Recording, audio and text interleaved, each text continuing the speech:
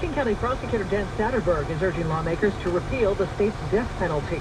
More from Como's Eric Hunt. Satterberg plans to testify today in favor of a proposal to replace capital punishment with life without the possibility of parole.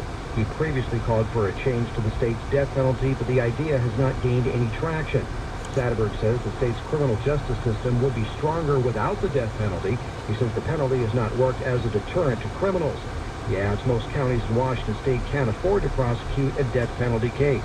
There are currently 8 people on death row in Washington. Eric Hines, Como News.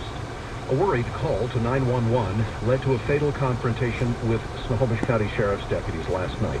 Kristen Banfield with the investigation says the deputies wound up shooting and killing the man hours after his wife had called police. Her husband had called her and was making suicidal threats and also comments that he was going to harm other individuals.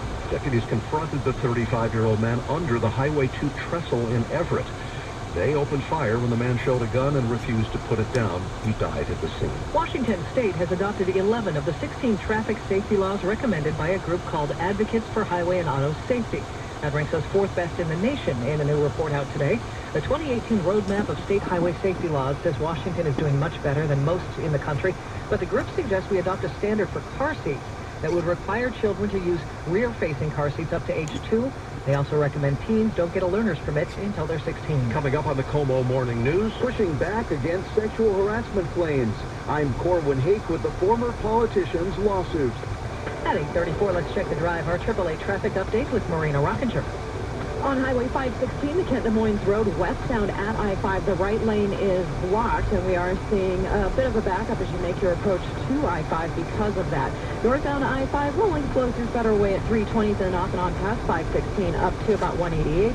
It's rough again from mid-Bowling Field into downtown Seattle. Westbound I-90 struggles at Lake Sammamish and tough at 148. It's going to be difficult to cross Mercer Island as well as you get onto the bridge and head out towards the water.